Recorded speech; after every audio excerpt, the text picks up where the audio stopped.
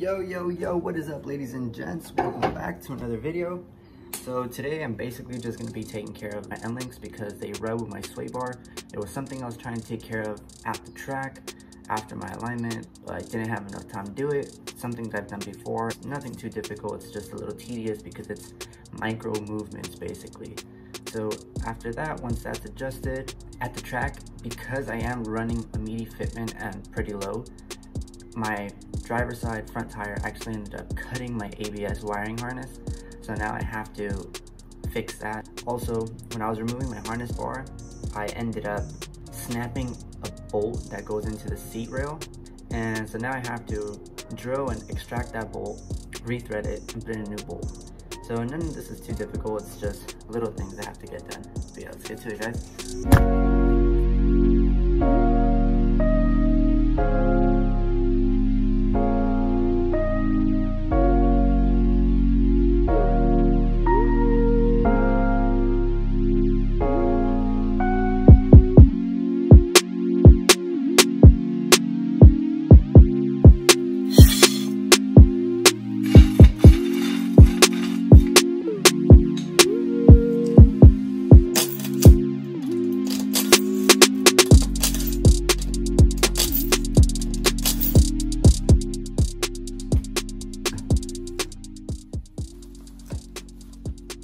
I already fixed the Endlink issue with the clearance, so I was still getting some rubbing. So what I did is I just rubbed up chalk everywhere that I saw that basically I thought I could rub, so that way I could see if it would rub off in those areas.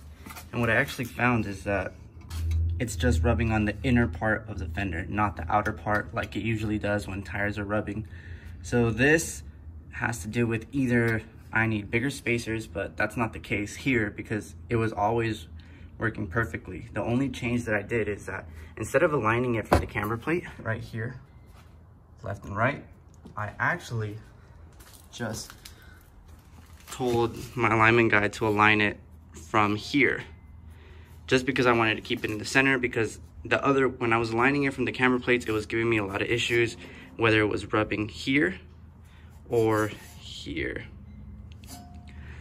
But basically what I ended up figuring out is I need to push the whole coil this way, so toward the outer part of the fender. And I need to do that so that I get clearance, so I get more clearance over here in the back. So if I pull this whole thing out, technically when I turn inward, it shouldn't touch anymore because it's technically further away from the inner part. So it's just about fine tuning now and just figuring out what the sweet spot is, because once I do pull this outward, all of this is going to change again. So my clearance between here and here, when it's at full lock, is going to change. When it's at full lock the opposite way, it's going to change here. And then the thing is that if you guys go back and look at my coilover, the adjustment video, it was the same issue. So once I adjust this side, it doesn't mean the other side is going to be good. So I have to be going to the other side, checking that, going back over here, checking this side now. So it's all just, it's tedious and a small little hassle, but it's nothing that's complicated. And I'm sure if this happens to you guys, this is all very helpful just to see how somebody else does it. You have to loosen up this 5mm Allen right here, and then you can swivel this, turn it around if you need to. If for whatever reason it still doesn't clear up here or down here, you just take out the Endlink, you turn this until it heightens or lowers this, so that way you can see if you get more play or less play, if the sway bar picks up or if it drops down lower. So in my case, I would need the sway bar to come up if it starts hitting against here, because if it goes lower, it's just going to hit more. So I would need to turn this so that it goes upward. But like I said, right now I'm just going to be messing with the camber plate and seeing what I need to clear this little edge right here, and then at the end just get an alignment again overall. So you see how it gets pulled out, and right there it gets pushed in closer. So that's what happens if you adjust the camber through the camber plates up top. Now versus when I'm adjusting it through here, is all one piece, this is a separate piece. So if I adjust this right here, the whole thing moves like that. versus if I leave that one, let's say out here, and then I adjust it through right here, this little part can swivel. So think about it like that. So basically, I'm gonna pull it out from up here and align it from this section. So that way, the whole thing is pulled out, which should technically give me a bit more clearance. And obviously everything is still gonna get aligned after, but I need clearance from this area right here. So I'm just gonna pull it out. I gotta put everything back together, go for a test drive and see if it clears, or just put the wheel back on, use the jack to jack it up from the control arm and add some compression to see if when I turn, it'll still clear it. So this is the driver's side now. This is what I snapped right here. This ABS line, I tucked this in here, but basically the connector is now gone. So what I'm probably going to do is just replace this whole part right here, since I actually ruined this also right here. So it didn't cut all the way through the line, through the wiring. It just cut through the outer parts. I had already previously fixed this years ago when I first got the car, because it was already busted. Well, there we go with the tape. But yeah, so this actually just connects to the ABS sensor right there. So if I just change out this whole thing, that'll probably be the easiest thing to just do. As you can see right here, it's kind of similar to what happens on the other side. But yeah, so I think either I just need bigger spacers or just pull this out more. But yeah, let's see what I come up with right now, and then we'll get back and we'll check back in with you guys. And I got the new part already. So now I just gotta replace it, and then we'll see if this fixes the problem with my light. So this top one is the old one. It's missing the connector. It's the new one. It's the same thing. Got the connector, and also, like I said, this one is all messed up already, and it even has exposed wire right there. So we're just gonna replace the whole thing. Yeah, that was all about like 1 minute. It's actually a 10. This one right here is also a 10. So it's just a 10 right there, a 10 right there. It's running up and it's held in by one of these right here. So it just popped that out, and now it's just putting it back, a 10, running the wire again through the back, or however else I need to run it to get clearance, popping that other 10 in there with this, and then just connecting it to this one. Alright guys, so I finished. Like I said, it was just that 10M bolt down there, that one right there. What I ended up doing, I zip tied it. So right there I ran it like this so that nothing hits, and then I also put a piece of 3M tape right here to hold this line. I ran it nice and flush. By doing this, it stayed more flush to it, and I tucked this wire in through behind this arch. So now this metal part is actually the lowest point, so all this should be safe now compared to how it was before. So I'm gonna put everything back in, and hopefully that light is gone, and maybe I have to reset or clear the code, but we'll see right now. Just put it all back together, and it doesn't rub as much as it used to in the same section. It only does it when I completely lock it out. So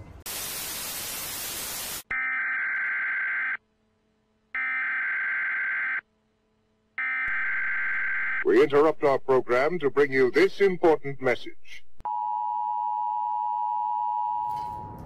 you don't always need team muscle. Sometimes you just need some leverage. Yee. So today we're gonna finish up with taking out, you can see that in there? Yeah, that's snapped.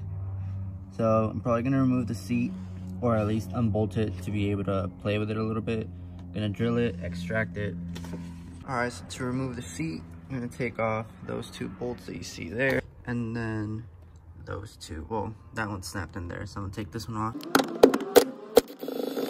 So this is what you see underneath the seat. I already took out all the bolts. So you have 2 connectors right there. So I'm just gonna go ahead and unplug them, and then the seat should be out. Oh, what I forgot to say is you have to disconnect your battery before you do this, just because it is connected to the airbag. So let me go ahead and do that before I continue to do this. But back to the good stuff. So now that I've let the battery drain out for like 15 minutes, you're just gonna go ahead and pop these out. That's the airbag. I believe this one was the seat. There it goes. So this is the harness. It's just those two. And the seat should be out now.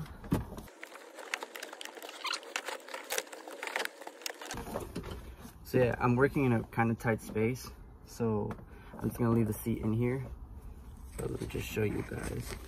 So that's the harnesses, and then that's the bolt that I have to take out right there. But now I have actual working space. So this is the bolt that I snapped in there. So I'm gonna be starting off small with this one right here. And I'm using this Ryobi kit right here. So it says if you're gonna use the first one to use a 964 drill bit, which is what I have right here. So basically, you're gonna just create a small pilot hole in there, and you're gonna go ahead and pop this one in there, and it should reverse thread it out. If that one doesn't work, I'm moving on to the bigger size, and if that doesn't work, I'm just gonna keep drilling it out until it comes out. So I'm really just trying to drill in the center.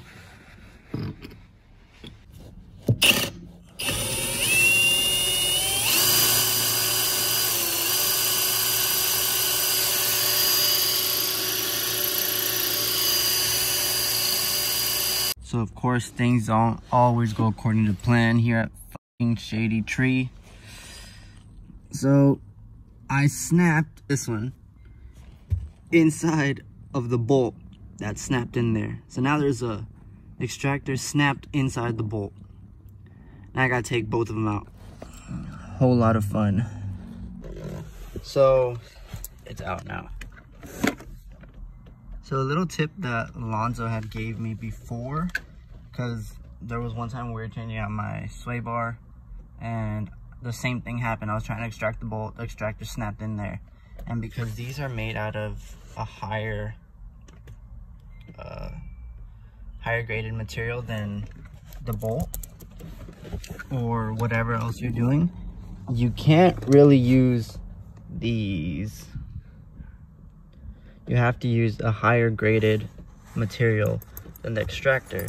So in that case, it's these. So this took it out real quick. So I did that, took it out, and then I just used an even bigger drill bit to just drill everything out. So it's all cleaned up now.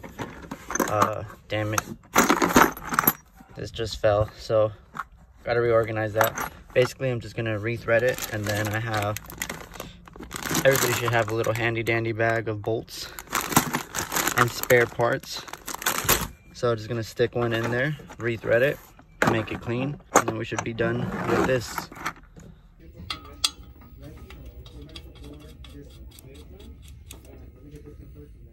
M10 1.25. And then if I check the OEM bolt, it's the same. So the bolt that I had in my little bag is the same thread pitch. So that's what I'm gonna thread it to. M10 1.25. So now that we're back, go to your handy dandy tap and die set, metric, and this one is M10 1.25. So I'm just gonna use that to rethread the hole. Then I'm gonna use this one since I don't have another one of these. And yeah, and if you check, they're the same length. So we're all good to go. So I rethreaded it. You can probably see right here. It's all cleaned up. I went back and forth tapping it. So it's all good to go now. So now I'm gonna vacuum up all this mess and I'm gonna put the seat back in, and that should be it for the seats. Gotta reconnect these cables. Then gonna connect the battery so that everything's reconnected. So we're done. It's in. Put it back. That's back. That's back. And it's reconnected down there, both connections. Alright guys, so the light went away, the ABS light. It took about 3 minutes of driving for it to go away. When I originally turned it on, it was still there, so I was like, damn it. So I was looking at the forums on how to clear it. I already found the information, but just driving it, I guess it took a little bit for the ECU to recognize that there was nothing wrong. So that solved my issue, so we're good to go. The airbag light is from the quick release steering wheel, but yeah, so everything seems to be working good now.